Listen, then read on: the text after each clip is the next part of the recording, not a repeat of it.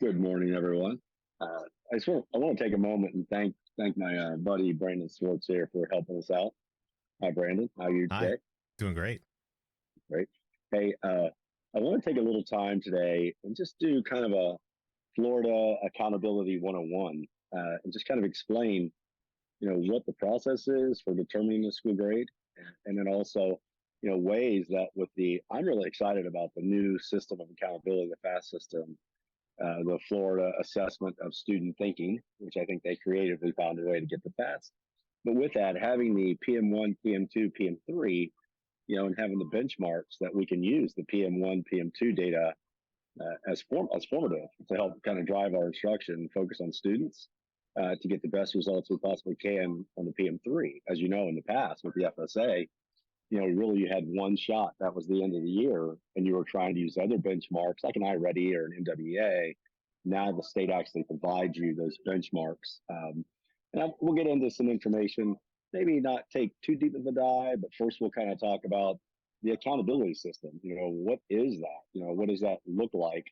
And then we'll talk a little bit about, the importance of using percentiles and why we focus on percentiles in making our projections really for each individual area. So without further ado, Brandon, I'm going to ask you, if you don't mind, I'm going to stop sharing. hmm And there's one of the screens that I actually shared, but you know what? Let me try to find it myself. Now that I think about it, since I'm sharing the screen, I may not have to have you do it. Let me see if I can find this. Man, First what thing I'm am going I to, even here for then? no, you're here because you're knowledgeable on tech, and I am not that knowledgeable on tech. Let me kind of scroll here. Yeah, here's the first thing that I want to point out. I think I've adjusted this. I have. This is the Florida Accountability System. Now, again, this does not include high school. And even though our school is a K-8, the accountability system actually starts in grade 3. Now, with the new FAST test system, we actually do assess our students 3 times a year with a PM1, PM2, PM3 in grades K2.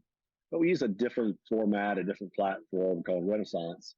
But it does still give us valuable data. But when it comes to calculating the school grade, everything starts in grade 3. And I think it's really important. You know, I don't know if this makes sense, but if someone had never played darts before, let's say, for lack of a better example, and they simply threw darts and they thought the goal of the game was to try to hit on the edges, they could be amazing at hitting the edges, but of course the goal is to hit the bullseye. So if they don't know that, um, they're shooting at the wrong target, I guess, for lack of a better way to say it. So it's so important in starting out just to know what is the accountability system, how are we measured for our school grade, and making sure that we understand that thoroughly, just like we'd want to understand the rules of of throwing darts. Or so with that, again, maybe not the best scenario, but I do think it's really important to know the rules of the game before we kind of dive into figuring out how we can not just best serve our students, but also make sure that we perform at the highest level we can, according, as measured by the state of Florida. With that, here's kind of a breakdown, Brandon, of the accountability system in Florida. And there's some changes here. I probably should have put that in bold. But right now, if you're a K-8 school, really 3-8, if you're a 3-8 school, this is how the state is going to determine your grade. They're going to look at the aggregate ELA, whether we're going to take third grade, fourth grade, fifth grade, sixth grade, seventh grade, eighth grade. All of that becomes the denominator. And they're simply going to look at the numerator. It's a straight up achievement. They're going to look at the numerator being all the students above, and that's your numerator. So, again, it's all of those grades combined. So if you have one grade that might be slightly lower, as long as you offset that in another grade, it really does not impact you. So that is the aggregate ELA. That's 1/10 of your grade. Then it's the same thing for math. We'll kind of move around here a little bit. Math, the exact same thing. Reading, math, each of them are 10%. That's just straight up achievement. And as you know, there's a pretty strong correlation between socioeconomic and achievement. We fight that, but the research is there. So achievement, sometimes higher socioeconomic schools can do a great job on achievement, but they may struggle with some of the learning gains and some other things. We'll hmm talk about what those differences are. But one of the changes this year is the second thing I have listed there, and that's grade 3 reading. grade three reading, not only is it included in the aggregate for ELA, it's also a standalone indicator. So 10% of the grade for a K-8 school, 3-8 school, forgive me, a 3-8 school, 10% is going to be third grade reading alone. So not only does third grade make up a significant portion of the cohort for the aggregate, it's standalone. So it actually occurs in both places. And at first when I that's new. This is the first year that'll happen here in 24, 25, no 23, 24. Forgive me. With that, at first I was a little concerned by that, and there's a couple reasons I was concerned, and we'll talk about percentiles later. But statistically, when you look back from like 2017 to present, the third grade reading, about 50% of the students are three, fours, and fives, and 50% are ones and twos. It's about the lowest of all of the subject grade level specific passage rates with three, fours, and fives. So we kind of taken the one that tends to be the lowest, whether it's reading or math, and pulling it out. So at first, obviously, it's a concern. But the other thing is that grade three is so important because of the third grade reading guarantee.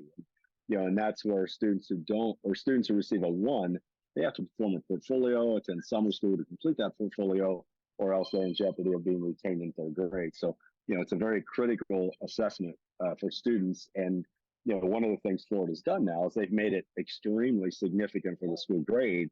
And the hope is, I believe, that schools will focus a lot more on interventions for those students in grade three reading, since it's not simply just a part of the aggregate and pulling it out. So I understand the aspect of it, but again, it's really important that anytime there's a change in the accountability system, I've always felt that if Florida or any state adjusts the accountability system a little bit, you as a school should be able to say what you've done proactively to make that adjustment also, and not be reactive, but be proactive. So, there's certainly some changes that we'll want to make at Intercoastal, the schools where we work, in order to make sure that we do our best in grade three reading.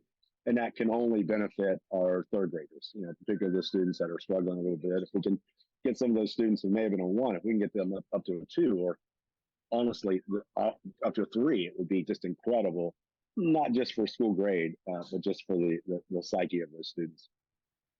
I've already talked about the aggregate for math. Next is learning gains. So what learning gains is looking at, Brandon, learning gains, you'll note that it's only 4 through 8 because the students haven't taken a test yet. So what they're doing is, after they've taken the third grade, if you have a student that's moved in from out of state or new to the country, they do not count in the learning gains. It's only students who took the FAST the previous year. So the students that are in this cohort are all students in your cohort 4 through 8 who did take the FAST the previous year, the PM3. And we're really looking to see gains. And what we're looking for is if a student's, you're not necessarily trying to move a level 1 to a level 2. Level 1 actually has 3 stages. Level 2 has 2 stages. So it's really trying to make sure that we can show growth beyond expected growth. And this is one where schools really have to be careful, because we'll really do a fabulous job many times of focusing on intervention for the students that are struggling to try to get them to grade level. But with learning gains, sometimes the hardest group to show learning gains for are the 4s and 5s, those students that need enrichment. So this really is a way to make the learning gains really as a way to make sure that there's no such thing as a bubble kid. All kids are bubble kids, because not only are we trying to get them through or above achievement wise, but we're trying to show that growth. And the next category, and again, the exact same thing in math, that's 10% for reading, 10% for math. The next group is a group that's near and dear to my heart, and that's the bottom 25%. The reason that's near and dear to my heart is that if we only show expected growth for our bottom 25%, then they're always going to be at our bottom 25%. So it's so important that we focus on that bottom 25% to show more than the expected growth in order to eventually get them to grade level.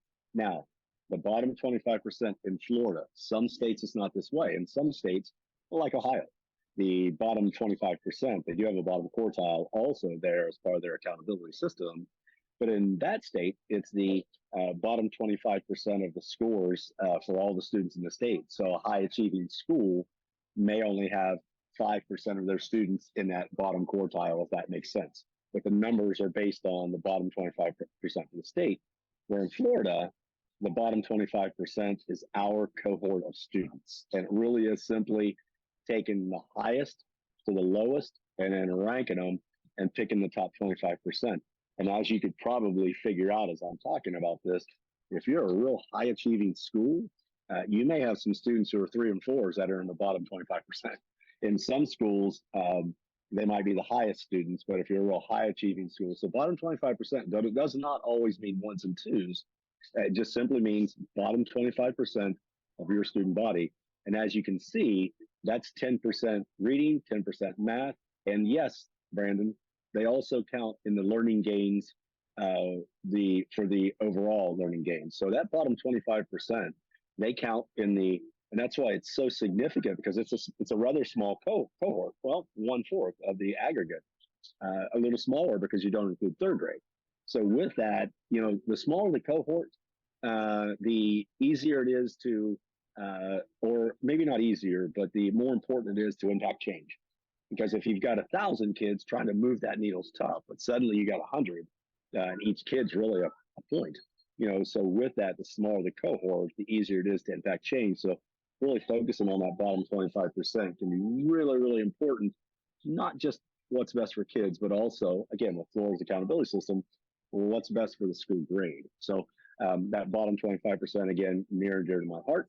So they do count in achievement, they count in learning gains, and then they count in the bottom 25% learning gains. So they actually count in 3 different locations, which is um, significant. So you definitely want to make sure that you know the bottom 25%. If you're only focused on achievement in Florida, Florida just simply does not let you play that game. You've got to focus on achievement and growth.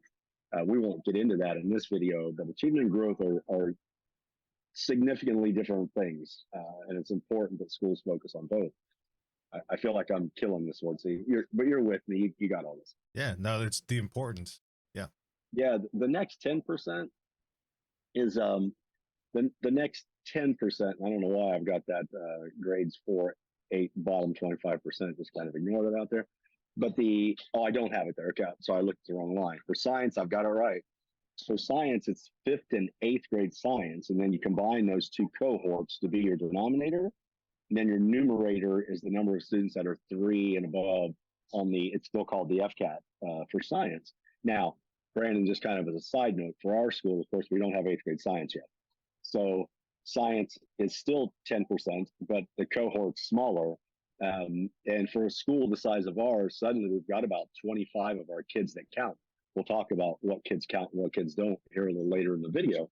But right now, with science, that small cohort, again, less than 30 kids, they count for 10%. So that's the place between third grade reading and science are going to be the places where we can have the biggest impact on our school grade as a K6 school, since we have not added 7th and 8th. Then again, for a K8, you add civics. Civics it has the highest passage rate in the state. It's often referred to as low-hanging fruit.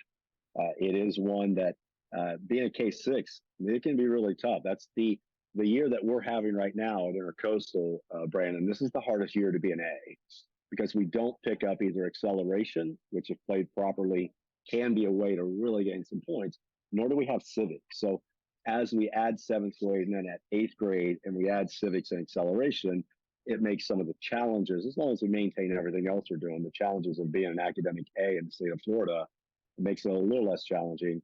But again, we'll get there eventually. But civics itself, standalone, it's not a grade band test. And I probably should have mentioned, Brandon, that, and you know this, but grade 5 science is a grade band test. It's 3rd grade, 4th grade, and 5th grade standards. And so often, schools focus so much on that 3rd and 4th grade reading and math, understandably, and they just made reading even more significant in 3rd grade, that science gets pushed. I don't even want to say to the back burner. It kind of gets pushed off the stove, and then you pay the price in 5th grade. And I suspect that there's a correlation as to how 3rd and 4th grade science bands are handled, and the fact that the 5th grade science state average is the lowest of all the scores that we have in the K8 Florida accountability system. And then finally, for a K8 school, you got acceleration. And the way acceleration works, and it's one of those things. It's really important to understand acceleration because if you do it well, it can be a 80 or a 90. You can get up really high numbers here with 62 in the state of Florida, at least previously. Of course, the new grades will be coming out in October, assuming they stick to that kind of that 62 format that they have for the last several years. You're looking at 62 being an A, and acceleration, if played properly, could be a place where you pick up 20, 30 points. And the way acceleration works is any student in grade 7 who gets a 3 or above on the math PM3, those students are in the denominator for acceleration. Now, the only way they can be in the numerator is to take an EOC and of course, type of a class. That would be algebra, that would be geometry, that would be biology. We're not talking about the career tech stuff. There's some other CTE options that are out there. We could cover that another time. But the main thing is making sure that the students who are in that denominator at least have the opportunity to be in an algebra, be in a geometry, or be in a biology. Because if you don't put them in, you can't get their points. So let's say that the school had 100 kids who got a 3 or above on the 7th grade math, but then they only had one section of algebra and had 30 kids, and they had no biology, they had no geometry. Well, if that's the case, the best you could do is a 30, because 70 of your kids aren't even in a class where they could possibly be in the denominator, pass or fail. So it's so important to make sure that the students who qualify for the acceleration points, to make sure that they actually are in a course. And it can be really tough. And understandably, because you're thinking, wow, I know they got a 3 on the 7th grade math PM3, but I just don't think they're really ready for algebra. Well, it really puts you in a tough spot as a instructional leader as to, do I push the students to be there? Do I be more patient? Florida obviously wants you to push them forward in algebra. I would also submit that, again, high school principals may or may not agree with this, but the algebra EOC really is written for freshmen, sophomores who kind of struggle with math. So when you put your 7th or 8th graders in algebra and you have kind of your best and brightest there, usually the passage rates are really high. Our expectation, honestly, is 100%. That we would expect 100% of our students who are in algebra to pass algebra. The other thing is you can't sleep on biology. As a matter of fact, if you do a little research into it, the biology state averages are actually higher than the 8th grade science state averages. So not only do they count in the acceleration, but statistically, now I understand the cohorts are a bit different on who qualifies to be in the biology, but with that, there's actually a higher passage rate for that than there is the 8th grade science test. So as we grow, we'll definitely want to make sure that we've got algebra in 7th grade, geometry in 8th grade, and then also that biology option. And in many of our cases, we'll want the students to be in both. We'll want the students who are in our cohort to be both in the algebra or geometry track and math, and also biology. And as one that challenges them as a student and gets them more high school credits. But beyond that, just in case they didn't do well in one, it can fall back on the other. So if a student's in biology and algebra but doesn't pass the algebra EOC, but they pass the biology EOC, they still count in the numerator. So it's really important to make sure when you get to that point that we focus on that. Brandon, before I move on from the Florida accountability system for 3.8, any questions that you have? I didn't know about the acceleration, them counting for both biology and algebra. So if they pass one and not the other. So that was a great piece of information. Good advice there, putting students that qualify in both. Yeah. You can, thank you for pointing it out. And again, acceleration is one of those where it's not, it's where you can tell schools that understand it, because you always see 85s or 90s, and you can tell schools that either philosophically disagree or don't fully understand the acceleration process, because you'll see when you look at their scores, they might be in the 40s and 50s because they really didn't make sure that they tried to get as close to 100% of the kids who are in the denominator in the numerator by making sure that they schedule them in a course that qualifies. So, okay, Brandon, the next thing I want to do, and while I'm sharing screens here, I think I'm pretty proud of myself, because you know this. I'm proud of you too, Sticks. Thank you very much. See, I really appreciate that. Anyway, Brandon, let me you see my screen now, don't you? You see Yes, sir. Yes, sir. Okay, great. What we're looking at now is the new Florida kind of dashboard. we're about to go to the dashboard to show our scores. I don't know, Brandon. Maybe when you edit this, you might be able to cover up some of the names. I don't think I'm going to be capable of doing that this way. I I did can send you some handle it. screenshots, but if you can handle that, that would be great. And again, maybe it's one of those things. If we only share this internally, not a big deal. But if we shared it externally, we'd want to adjust that. Anyway, this is the landing page when you log into Florida's accountability system. Again, in the past, when you got the state results, it was an autopsy. Now, listen, Brandon, you can learn a lot from an autopsy. You just can't bring someone back to life, but you can learn a lot for the future. What's nice now is the way that Florida has it set up is that this is more of an emergency room visit or a hospital checkup with the PM1, with the PM2, and then finally, the big day is the PM3 in the spring.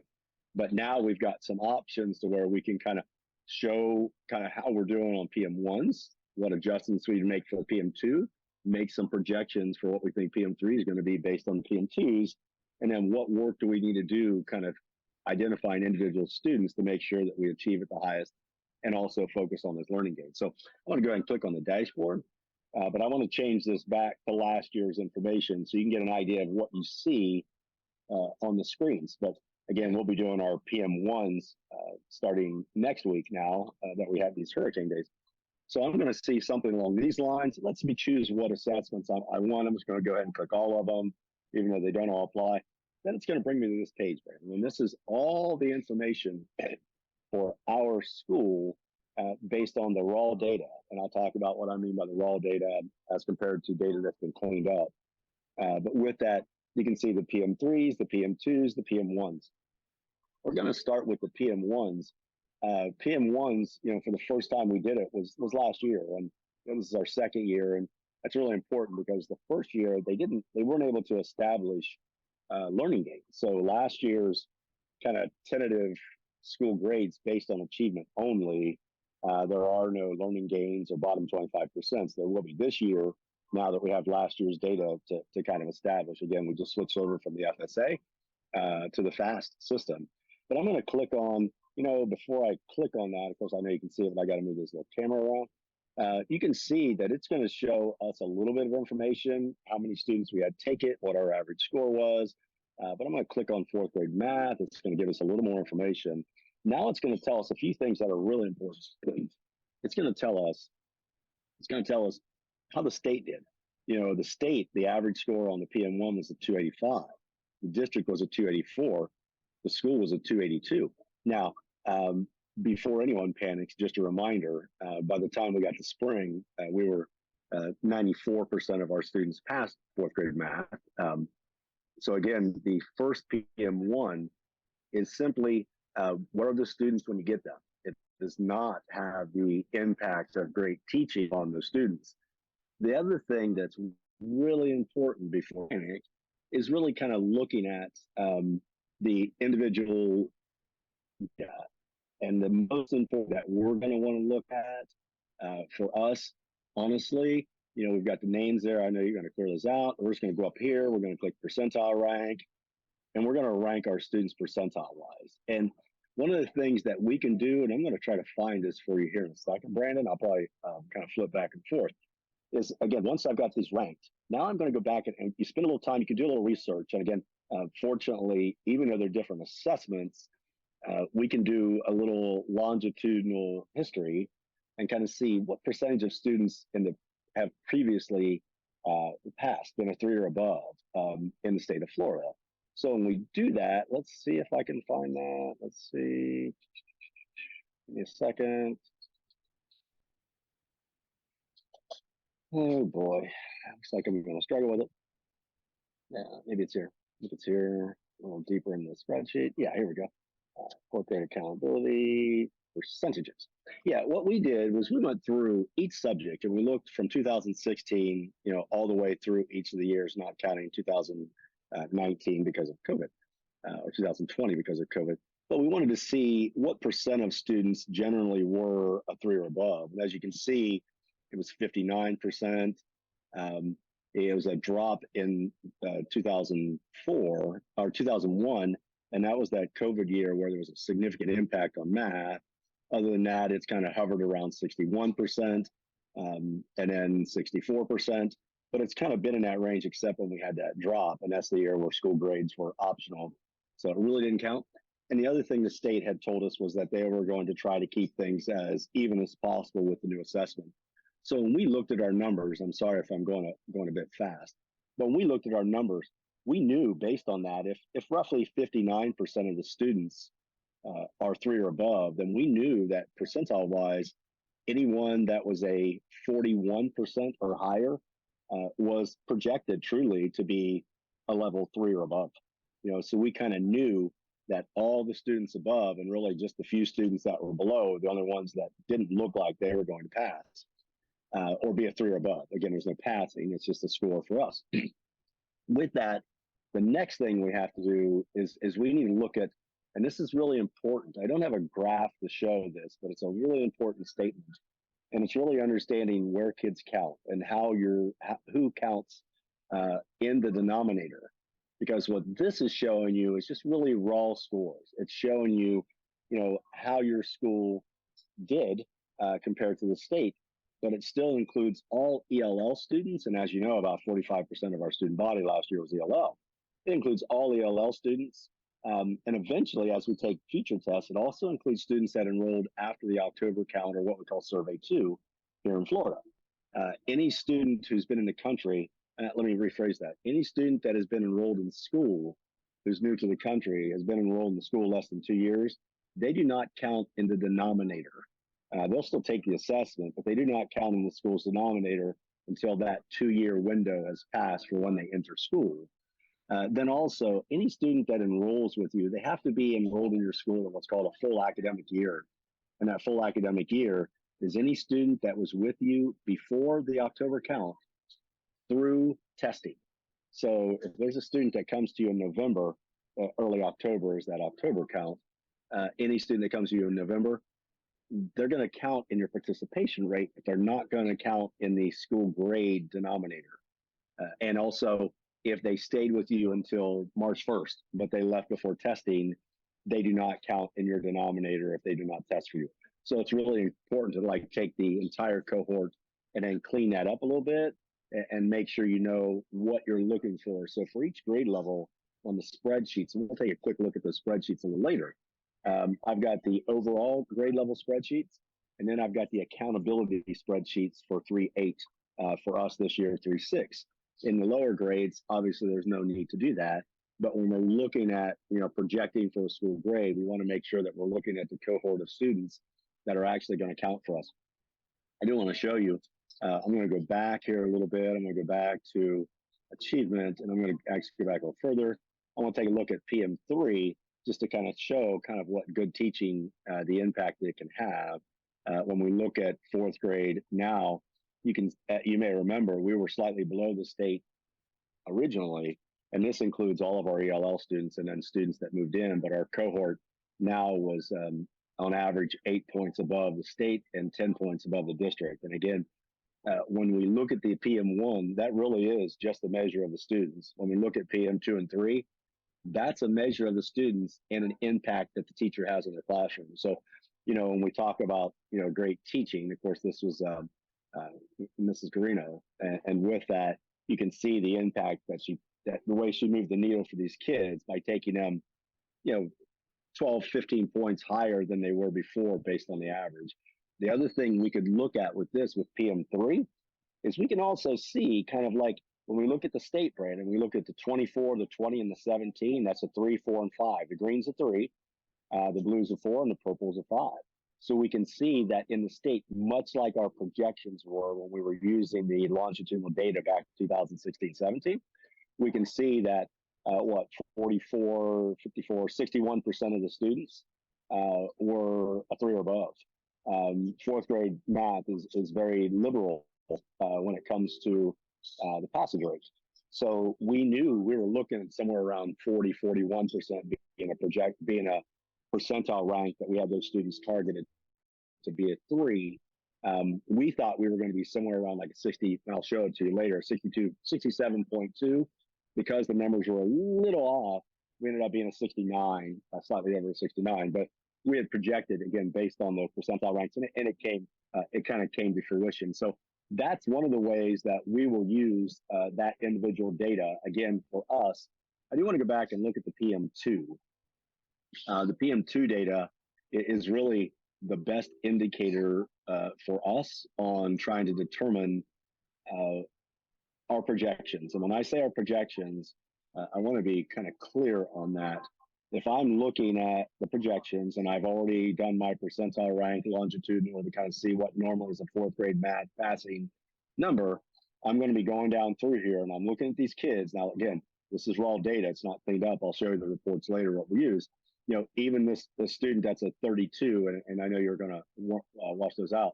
Even that person's a 32 is getting close to being potentially, even though you panic and you see a level 1. The other thing I should mention, and I think it's really important to kind of get principals and instructional leaders kind of off the ledge, is that the PM1, the PM2 cover all the standards. And there was a bit of a panic last year when we had students in the previous year were level 4s and 5s on the FSA. They took the PM1 and they were a level 1.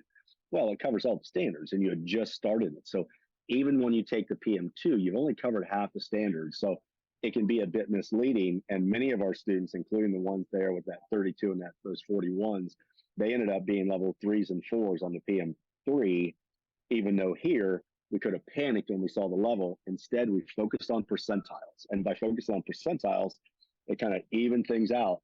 Now, when I say we base our projections on the percentiles, we base our projections on the percentiles, but our expectation is to always do a little bit better than that, like that 67 to 69, because we know, and we usually spend like for the first PM, we'll spend with our testable grades. For the non-testable grades, non-accountability grades, because every grade's tested. But for grades K2, we'll spend about 2 hours with each grade level just to kind of review the data and then give them a little time to work on how they want to adjust maybe small group instruction, teacher-led small group instruction. But in our upper grades, in grades 3, 8, we'll take a half day for the PM1, and then we'll take a full day for the PM2, because the PM2 not only now gives us the achievement, but we can kind of triangulate that. That's possible with 2 data points. We can kind of have 2 data points to see not just achievement, but growth. And we can kind of see, what impact are we having on students, and we can make much better projections. So, we go through that whole process of looking at what percentile were they before, what percentile are they now. It's really hard to measure the number because, again, it's based on all the standards, but using the percentile is really valuable. And then we'll meet with the teachers and kind of cover all the information so they understand it. But we'll also then give the teachers a half day to really work on identifying the students. Like if we say we want to be at an 85 in 4th grade math, well, it's easy to say 85, just 85. Well, who are they? And really making sure that the teachers have the time to go through and identify, saying if our goal is to be an 85 with 62 being an A, who are the kids that need to be a 3 or above in order to be that 85, and then come up with some type. And we've got a form. I don't think I have a copy of it now, but we've got a form that we provide for our teachers to kind of like the students that they've identified that are going to give us that 85. If we have 100 kids and we say we're going to be 85, then, the question is, okay, give me the 85 names that are going to make us an 85, and just keeping it simple with the 100. And again, there might be 70 of those that it's kind of a no-brainer, kind of statistically looking at their growth, looking at their achievement. But really, what are we doing for that kind of bubble kids that are just barely projected to be a level 3 or slightly below that? And what type of interventions are we going to be doing? Is it going to be adjustments in the teacher-led small groups? Is it going to be after-school tutoring? Is it going to be some strategically placed pull-out that doesn't? And when I say strategically placed pull-out, I really want to stress that. It's one thing to pull out, but one of the worries is schools that do a lot of pull-outs. One, there's all kind of research that shows there's kind of 3 levels of impact that we can have on students. The biggest impact for interventions or enrichments is going to be the teacher in the classroom with a teacher-led small group. Next is going to be some type of pull-out during the school day. And then third, finally, is after-school tutoring. Not saying after-school tutoring is not impactful. It's just not as impactful as the teacher in the classroom or during the day pull-out. But you've got to be really careful and make sure that you have really strong coordination between the grade level teacher and the teachers doing the pull-out to make sure that while you're trying to close one gap, you're not creating another one because they're missing some instruction that they really need. So you've got to coordinate that pull out. The other thing is making sure that the people that are pulling out are really strong, because if they're not at least close to equal to the teacher in the classroom, maybe they'd be better served to stay in the classroom with the teacher in their teacher-led small group. So, it's one thing just to pull out, but we've got to make sure that whoever's doing the pull out knows the data, knows kind of the sub areas within that subject where the student may be struggling, and which area is going to give us the biggest impact to help move them forward achievement wise. And then also, again, if we do that, probably have the biggest impact on our learning gain percentages also. Brandon, are you still with me? Yeah. All that made sense to me, man. You understanding all that? And again, if we click on these, it's going to give us kind of some, I used to call them subrit, but subrits that was an NWA term. But it's going to let us know kind of where the student is at standard, at or near standard. And again, the biggest thing I can tell you about this page is that the state has given you a wealth of knowledge, but when it comes to projections, the best thing to do is clean up the data, get the kids that count, look at percentiles. Percentiles is the only thing you should focus on. Don't panic on the PM1 and the PM2 by how many kids are level 1, 2, 3, 4, 5. You want to look at the percentiles and kind of know statewide what historically has been the percentile for each test. And they vary considerably. You may remember earlier in our conversation, Brandon, I mentioned that third grade reading has a percentile historically of right at 50%. Sometimes it's 49, sometimes 51, 52, but it's right in that 50. It's a safe number to pick. 50% of the students are 3 or above. Where in fourth grade math, it's more like 60%. So knowing what that is and understanding that it's slightly different for each test and each subject and each grade level within that subject has a slightly different passage rate. So it's really important that you look at that percentile rank and adjust it based on the longitudinal information that we have for each of those subject and grade level assessments. It's a lot, isn't it? I'm sorry about that. Okay. Let me slide over to a different screen now. And again, I know you're capable of adjusting these for PM1, PM3 here. Like this is, and when I say adjusting these, I mean kind of wiping out the names there. As a matter of fact, why don't I just hide that column? Maybe that'll help. No, you're good, man. I've already got the times written down where I can just edit it out. Excellent. Okay. What we've got here, and you can see down at the bottom where it says third grade reading accountability. This was for last year. I'll stick with fourth grade math since we're looking at fourth grade math. For fourth grade math, this is just something that we share with the teachers and again, at our school, and I know you know this, you and I have worked together for a long time, the teachers are the captain of their own ship. So the only thing we're doing is really providing an understanding of the accountability system, making suggestions on how the teachers want to use it. But I trust our teachers completely. They're the professionals in the room. When a school's an A, the principal doesn't teach any of the standards. It's not because of me. The only thing I've done is somehow hire amazing teachers who are willing to work with me and keep them.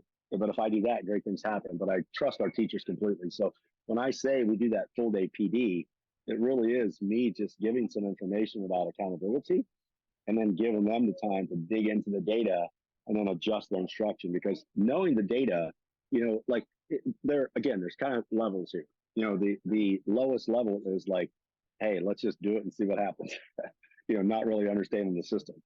The other level the next level is like understanding the system like nobody's business, but that really doesn't impact instruction. It doesn't impact the scores unless it affects change within the classroom.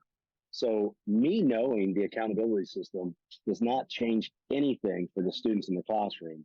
It's the teachers who have to understand it. So it's so important that teachers know the data and to make sure that the teachers understand kind of the rationale as to why we're focusing on all students, but some students a little more particularly to make sure that as Florida measures us, that we can be an A. Again, so it's so important for the teachers to have the time once they know the data, instead of going right back in and letting school happen, to give them time to make the adjustments in their small groups based on those students. And there's nothing more refreshing than kind of knowing the data a little bit and knowing the students and popping into and celebrating the amazing things going on in the classroom. And you happen to see, the 4 students that are around the teacher, you can see that they clearly selected those students based on the PD that we provided or the time we provided for them. And again, knowing that we want to focus on a life work balance for our teachers, I've always felt as a principal, not always, this leadership thing's a journey, but I certainly feel now that one of the most important things for us to do is have life work balance. And if we really want to make sure that we've got kind of systemically throughout our building consistently and not just pockets of using the data to drive instruction to help our students, we need to provide that time. It can't be an expectation before school or after school. We've got to find the time to do it during the school day. In these kind of meetings, Brandon, we actually do them off campus to kind of get away from the school a little bit, and then give the teachers a chance to unwind and not worry about what's going on down the hall in the classroom, but really kind of have an entire day to peacefully look at the data and not just show it to them and say, make it work, but really give them the hands-on time to make the instructional adjustments. Because again, much like a formative, you can give a great exit ticket, but if it doesn't impact change in the classroom, a long time ago, there was a trend to kind of going away from calling it formative assessment to calling it formative instructional practices. Because formatively assessing doesn't do anything. It's how you use that data to affect change on instruction. So it's much more about the instruction based on the data and how we change that. And I'm going slightly on a tangent, but anyway, it really is important that the teachers understand the data. And you can see based on this data, Brandon, the scores wouldn't have been. You look at I'm going to look at this column here, the PM2 levels. Some schools would have panicked if they didn't understand the importance of percentiles. Some schools would have panicked. They looked at it and said, "Uh-oh, Greg," or whoever the principal happens to be, "You've only got 4 of your kids that are a 3 or above, if I'm counting right." With that, it seems kind of, but we didn't. We projected. You can see all the kids we had in green that we projected were going to be a 3 or above based on percentiles, not based on what their PM level was, based on percentiles, because we knew that longitudinal historical data that we had with what percent of students generally pass. And then we just take the inverse of that. You know what I mean? Like if it's 60% of the students normally pass, then we know that that's the 40th percentile. Anyone above the 40th percentile is projected to be a 3 or above. So we knew that, and that's why we made those students green. And you can see, listen, Mrs. Greeno, I mentioned that she was a rock star. My projections had us with 3 students not passing because Mrs. Greeno is Mrs. Greeno. We ended up really with only one of our students not being a 3 or above. You can see there were plenty of students who were 1s who bounced up dramatically. Here's a student here who was a 1 on the PM2 that ended up a level 4. So again, when you get the PMs, don't panic. It's really not even valuable information. I think it was actually after the test that I actually included this PM2, and I've got some hidden columns here. No, we don't need to take a look at what those are. I'm sure it's just comparing, like seeing, did their percentile increase or decrease from the PM1 to the PM2 to kind of show whether we were growing or not growing, blah, blah, blah. That's going way too deep. But with that here, this is something I probably put in later because I based nothing on that. I just wanted to show kind of like, everyone, don't panic on the PM2 level. It means absolutely nothing. It really does not mean anything. Well, if you've got someone who's already halfway through the curriculum, they're already a 3 or a 4, you expect them to be 5s. And as you can see, when you look here, Brandon, much like you would expect, if halfway through the 4s and 3s, of course, they did not being a level 5. So anyway, that's a quick look at how we use the percentages. And a couple of the other things. Again, this was our projection after PM2, kind of where we thought we would be. I thought fourth grade math would be 13 of the 16 that go over pass. Actually, it was 15 of the 16. So that's what kind of jumped us up where my projection was based on the PM2 data that we'd be at 67.5. We actually ended up at 69.24. The other reason we jumped up, honestly, is truly great teachers. Like again, when we're talking about the PM2 projections, our teachers have only had, we're blessed to have amazing teachers, but our teachers have only worked with the kids half a year. So as long as we're still showing growth, the PM2 is kind of that point in time, what percentile they're at. but with continued good instruction, plus the day that we use for the PD to really focus on the students to make sure if we want to be an 85, who are the kids that are going to get us to an 85, and what are we doing to try to get them there, and how are we monitoring that from between PM2 and PM3. And we have a variety of ways that we do that to make sure we're showing the progress that we want. But you would expect, on average, you would expect that a 67.5 just meant that our good teaching continued.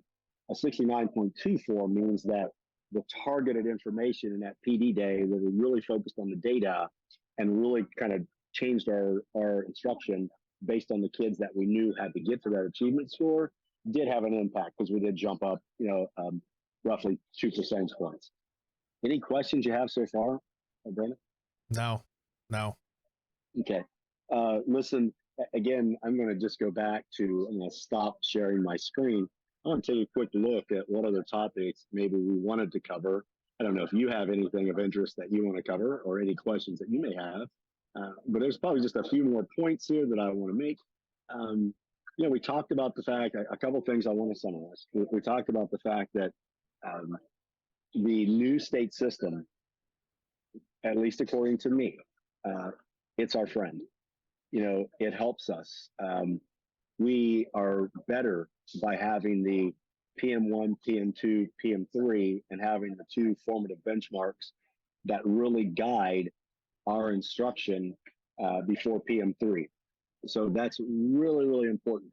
The other thing is understanding that, we need to make sure that we have taken the time to go through. And even though our district provides like kind of that where kids count, that cohort after they pulled out the kids, our district had one student still counting for us who we actually had to get on the phone because they had left us and they still showed them in our cohort. So it's so important that we pull them, that we make sure that we reached out to the district and we got that changed to the right number, because it's so important that we know, obviously we're focused on all students, but we want to make sure that we're focused on the students that we know are going to be the ones that count for us. So really understanding that data and understanding where we need to focus. Now, the next thing that I want to talk about, and I know you know this, Brandon, probably better than most. I can talk a lot, buddy. It's never been a problem. But I do want to kind of at least let's see. Give me a sec here to find the right location. I have been going through and kind of cleaning up, and I'm going to trust you when you say that you're capable of moving out or hiding names. But one of the things that I've already gone through and I've done, even though we haven't taken the PM2, we haven't taken the PM1 yet. We were going to be doing that today. Actually, we were doing the 3 through 6 math was going to be today. Now it's going to be next week. But in my 3-6 PM data, I've got, if I go here, I've already gone through, and I should have shown you on this spreadsheet. I could go back to that.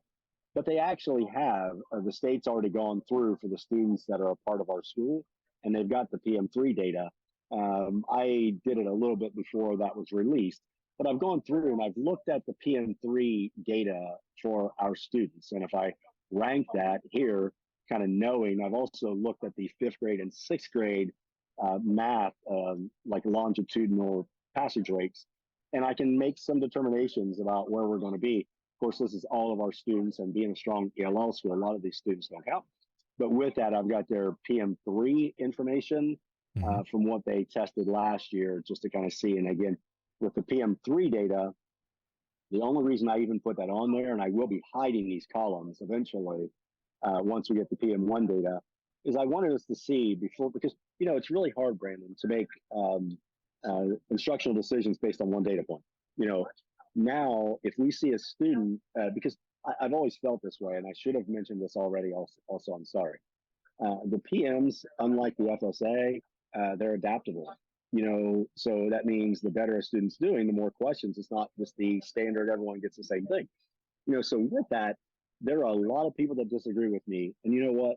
That's okay.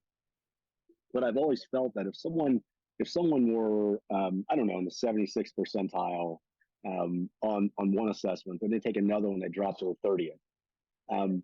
They didn't guess well on the first one. You know what I mean? Like when you have the more adaptive an assessment is, the more accurate the information is going to be.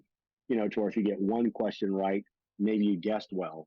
Then it's going to give you another question to determine if you really knew that. And you could always guess well a second time or guess well a third time as it pushes you forward.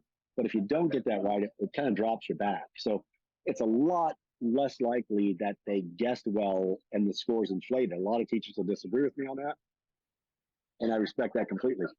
But it's really important to have two data points. And right now, I've got the PM3 out there for when we look at the PM1, in case there's a student, as we start to make instructional decisions, there's a student that's at the 40th percentile. I want our teachers and us in that half day to look back at the PM3, look back at that and say, where were they last year? And if they were at the 70th, we might say, well, one of the things on this student obviously we're going to have to do is work on their effort when they actually do the assessment. Of course, we also have iReady data, which in a lot of ways is it duplicates. iReady's not inexpensive, but the nice thing about it having an iReady is that, and this is not a plug for iReady, but our teachers like it because, again, the percentile rates, we do look at the correlation between the nationally normed iReady percentile rankings compared to the PM1, PM2, PM3. There's a strong correlation. There's always some outliers. Again, I base that on effort more than anything else. But it's nice because iReady does give some individualized instruction for the students, not necessarily to be used in teacher-led small group, but possibly in small group rotations until they get to the teacher-led small group, or even something that could be something that a pullout could use, or even something that we focus on in tutoring. So it does give some instructional materials for each individual student based on the iReady benchmark. So we actually do too. But if we see a student that has like a high iReady percentile, a high PM3 percentile, and then suddenly the PM1 the next year is lower, we don't want to panic. If we didn't have the longitudinal data or multiple data points, we would have a projection that that student's more of a 40th percentile type student. But the other data points show us that that's really not a strong measure of their effort. And we'll want to make sure that before the PM2, maybe we've had conversations with the student, maybe we've even had conversations with parents about effort to make sure that we see that number jump back up. Now, if it turns out that the number stays in that range, then that's a little different. If we do our second iReady and it kind of stays in that 40 range, or the second PM2 and it stays in that range, then we kind of know that between winter, when we take the PM2 and PM3, we've really got to target that student to get them back on track. And it does happen. One example is when geometry is introduced. There's some students who do a great job with number sense, but they struggle with geometry. Geometry is introduced, and suddenly on a nationally normed or a state normed test like the PM1 or PMs, the FAST system, or a nationally normed like iReady, the introduction of a different discipline may lead, and you can always see those things. You might see the sub scores still be the same in the percentiles, but you'll see something like geometry really drop. That can be really valuable information, Brandon, because what that does, it lets either the small group instructor, if they're being pulled out, or the teacher in the classroom know that the target area I need to focus on with this child is geometry, because that's where they have the biggest deviation from their overall percentile rank and our other sub percentile ranks. The biggest impact is going to be the one where it's farthest from the norm. So with that would be where we want to focus, if that makes sense. I know we were going to do just a quick description of the accountability system. I feel like maybe I've gone slightly beyond that. But again, it is constant. It's again, we're going back to last year's data to kind of go. It's also really important, and I should have mentioned this. Yeah, I'm glad I am mentioning this. Now that we've got learning gains are not from fall to spring. Learning gains are from spring to spring. So there will be students, as we identify and look at learning gains. This is really, really important, okay? When we look at learning gains, if we have students, and we have several that have moved to us from out of state, we have kids from Virginia, some students from California, they didn't take the test last year. So they're going to count in achievement, but they will not count in learning gains. So the cohort for learning gains is only the students who took the PM3 last year, because it's spring to spring. So this year they'll take the PM1, the PM2, the PM3. However, last year they didn't take the PM3, so they won't be in learning gains. And also, if their scores were such that they might fall in the bottom 25%, of course we know they're not going to be there because they didn't qualify. They weren't in the state. But we'll want to make sure that we realize that our learning gain cohort isn't exactly the same as our achievement cohort or our participation cohort. Again, participation is making sure that anyone who is enrolled with us the day of testing has to take the test. We've got to get at least 95%. Of course, our goal is to get 100%. When it comes to achievement, it's any student who was with us from the October count through testing, survey 2. So basically, October through testing, that's the students that count in the cohort for achievement. And for learning gains, it's the students who took the PM3 the previous year. So hopefully that makes sense. Hopefully I didn't. Here's what I hope is that there's not someone that understood the accountability system and now they understand it less than they did before I started talking. I guess that would be painful. I do want to show just one last thing if I can find it. There's a lot of agendas here. I could have shown, and I'd be glad to share that with anyone who wanted. There's some agendas there as to what we actually focus on in the 2-hour meetings with the K2 and the half day and full day. I've got last year's agenda on kind of what we focused on. This is a very simple grade calculator. And I must confess, I have not adjusted this. I actually created this for our sister school, the RK8. With that, I created this where they could just pop in their numbers as long as they knew what kids counted, and then they could pop in what kids were 3 or above and the percentiles, and they could make an educated guess. And I had it all kind of set up to where it comes down to this formula to give them what their points were going to be for the grade. I never did ask the principal how accurate that was. I suspect that if they used the percentiles, it was probably really accurate. Of course, they had the sciences in there and they have civics in there and some other things. And then here was just a description of what the accountability system was. Again, I haven't pulled out that 3rd grade reading yet. I'll adjust that, but we'll use something like this also, Brandon. After we take the second assessment, I've already done a projection that right now, based on the students that we have, I've got us somewhere around a 62.3, just based on achievement, based on the PM3s before we get the students. With that, it's concerning because our 3rd grade reading, without 3rd grade reading being pulled out, would be a 67, but 3rd grade reading, which does tend to be the lowest, we're like right now sitting at a 55. So having that be a standalone actually drops us almost 5 percentage points. So, it really is important to understand that change. And obviously 3rd grade always gets a lot of love because of that 3rd grade reading guarantee. But this year it's really important that we're kind of proactively working on that. Let me finish with this, Brandon. Let me stop sharing and kind of finish with this comment. Are you still with me? You're still awake, right? Yes, I am eating this up, actually. Okay, great. Let me start with it. Let me this is one concern that I have. Okay, and it's a new concern for me because it's this is the first time I've been with a school that has such an amazing diversity with we're down from 45% down to around 30% ELL population. But the concern is like, and one of the reasons we dropped from the 69 to what would have been a 67 if it weren't for 3rd grade being pulled out, is there are several of our students who were with us last year that did not count because they had not been in the country for 2 years. However, they count this year. Now, they do not count. This is also important. I had to confirm this with Dr. Kimball. They do not count in learning gains if they didn't count last year when they took the PM3, but they do count for achievement this year. So with that, they do a great job in math, but only the 2nd year in the country trying to get them to a 3 or above in reading is really challenging. So you've got to strike this balance between trying to accommodate their and work with them in their home language, but making sure that you don't do that to the point to where you're enabling them after that year 2 to make sure that they can be a 3 or above in reading. I think some schools that have a high ELL population, the families are very happy, or even we'll put a student with a teacher who speaks the same language, but we want to be a little careful that we don't inhibit that ability to really focus on learning, not just reading the language, but also writing and listening in English.